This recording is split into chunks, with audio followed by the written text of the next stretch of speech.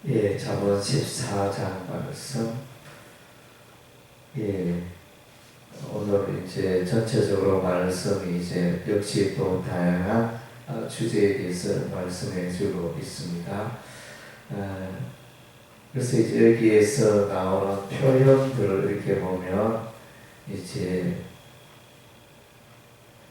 2절에 패역하게 행하는 자, 패역하게 행하는 여호와를 경배한다.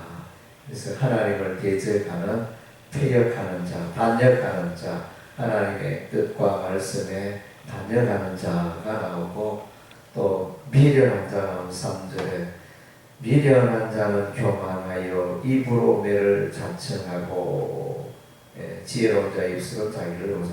미련한다. 미련한 자는 교만하고, 그래서 그 교만으로 인해서 결과적으로 자신에게 유익이 되지 않습니다.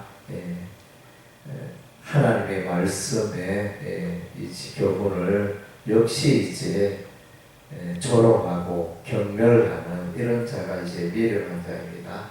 교만하다. 하나님의 말씀을 배척하고 경멸하고 조롱하는 이런 자가 교만한 자요, 미련한 자. 그다음 제 6절에 거만한 자, 거만한 자는 지혜를 과여도 얻지 못하. 거만한 자 역시 이제 다른 사람들의 말을 들으려고 하지 않습니다. 배우려고 하지 않습니다. 하나님의 말씀을 배우려고 하지 않습니다. 이런 이제 거만한 자가 나타나고, 또 7절에 너는 미련한 자의 앞을 떠나라. 그 입술에 지식이 있음을 보지 못함이라. 미련한 자는 곧 어리석은 자라 또 말할 수 있고, 9절에 미련한 자는 죄를 심상히 여기도 정직한 중에는 은혜가 있느니라. 그래서 죄를 이렇게 죄 짓는 것을 이렇게 두려워하지 않고 죄를 가볍게 여기는 이런 자가 이제 미련한 자입니다. 하나님이 살아계시고 하나님이 죄에 대하여 심판하시는데 그런 것들에 대해서 별로 신경을 쓰지 않고 무시하고 사는 자, 미련한 자를 말합니다.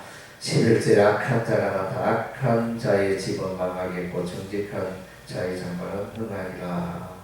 악한 악을 꾀하는 것, 하나님의 말씀에 거슬러 행하는 불순종하는 이런 이제 악한 자, 다른 사람들에게 피해를 주고 하나님의 질서를 파괴하는 이런 자가 이제 악한 자입니다.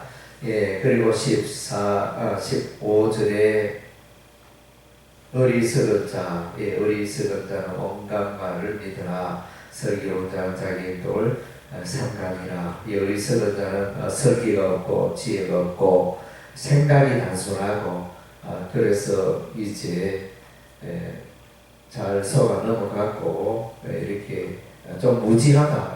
오히려 이 어리석은 자는 무지하여 이렇게 사람들을 따라다니며 죄 가운데 넘어지는 이런 이제 어리석은 자를 말합니다.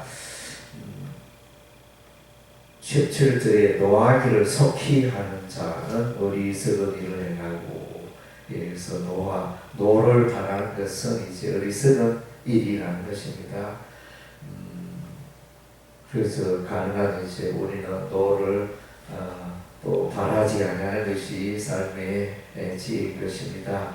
18절에 어리석은 자는 어리석음으로 기업을 삼아도 슬기로운 자는 지식으로 멸류할 이 어리석은 자. 그래서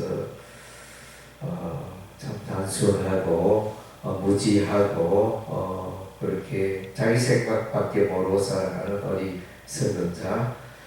또 19절에 악인은 선인 앞에 엎드리고 불의한 자는 의인의 무리. 이 악인은 이제 악인은 의인을 이길 수가 없습니다. 악인은 마침내 무너져 내리고 의인에게 굴복할 수밖에 없습니다.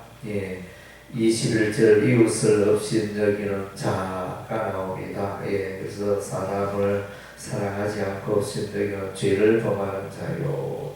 그래서 사람을 무시하고 사람을 존중하지 않고 사람을 사랑하지 않는 자는 이제 죄를 범하는 자라 말씀하고, 22절에 악을 도모하는 자에서 잘못 가는 것, 악을 도모하는 자는 잘못 가는 것이 아니냐. 선을 도모하는 자에는 인자와 진리가 있으리라. 악을 귀하는 자는 이제 멸망의 길로 가는 것이죠. 인자와 진리에서 멀어진 삶을 사는 것입니다. 예, 그리고 31절에 가난한 자를 학대하는 자가 나타납니다. 31절 가난한 사람을 학대하는 자는 그를 지으신 이를 멸시하는 자요. 그래서 이제 사람의 평등 사상을 말해주고 있습니다. 그래서 모든 사람은 하나님의 형상대로 지어받았기 때문에 존귀하다. 부자나 가난한 자는 똑같이 하나님 앞에 존귀한 자다. 그래서 우리 하나님 특별히 성경에 보면 고아와 과부와 나그네와 가난한 자를 돌보라 이렇게 말씀하셨습니다. 사회적인 약자죠. 그런 약자에 대해서도 이제 우리 하나님은 사랑을 베풀고 관심을 가지라 이렇게 말씀해주고 있습니다.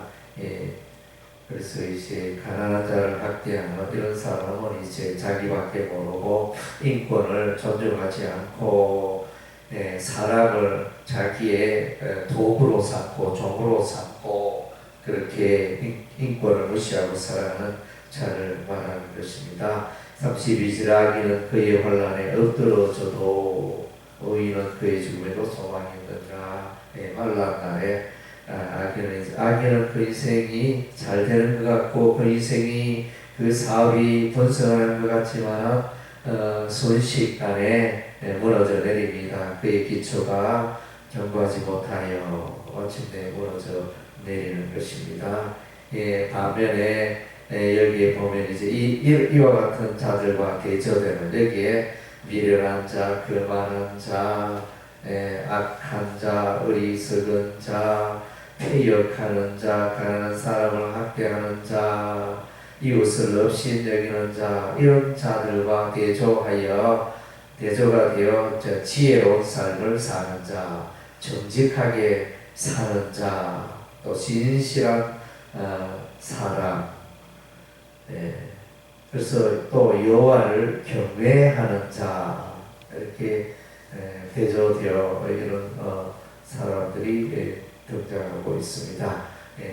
특별히 이제 여호와를 경외함에 대해서 이제 또 강조가 되고 있는 것 같습니다. 26절에 여호와를 경외하는 자에게 견고한 의뢰가 있나니 그 자녀들에게 피난처가 있으며 여호와를 경외하면 이제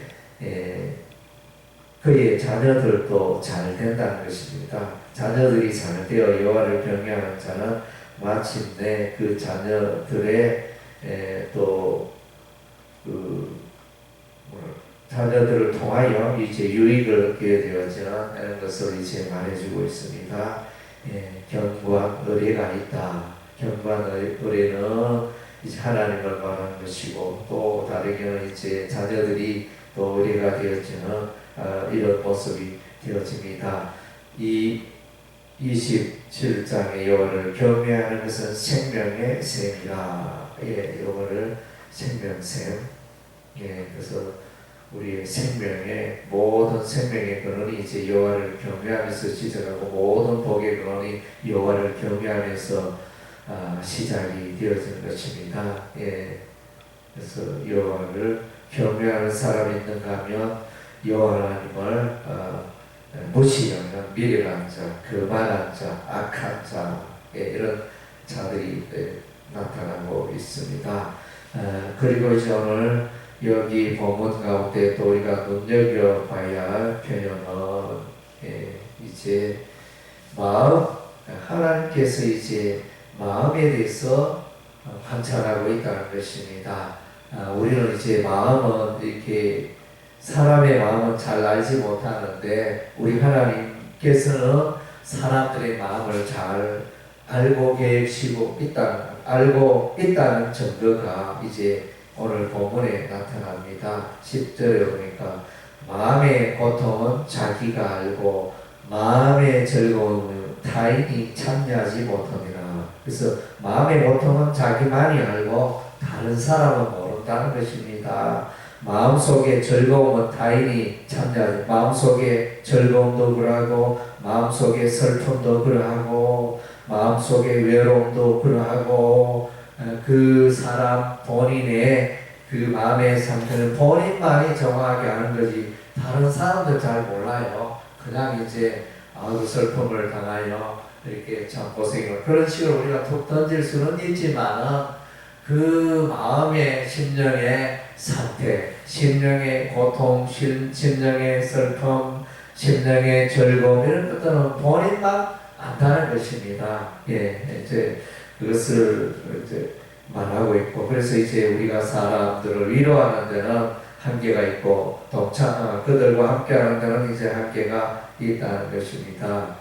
예, 그리고 이제 14절이면 마음이 굽은 자는 자기 행위로 봉이 가득하겠고 이게 마음을 어떻게 사용하느냐 이 마음의 자세에 따라 가지고 또 그 삶이 영향을 받는 그래서 마음이 이제 생각으로 나고 이것이 행위로 나타나고 입술로 나타나고 행동으로 나타나고 이런 것이기 때문에 그것이 결과적으로 보여요. 그래서 이제 또 다른 데는 이제 무릇 지킬 만한 것을 더욱 내 마음을 지키라 생명의 근원이 이에서 난다. 예, 잠언 4장에 나온 그래서 이 마음에 대해서도 우리가 이제 잘 살펴보고 나의 마음이 이제 올바로 잘 작동되고 있느냐 하나님의 말씀 안에서 마음이 있고 하나님의 은혜 가운데 마음이 있고 하나님의 진리 가운데서 내 마음이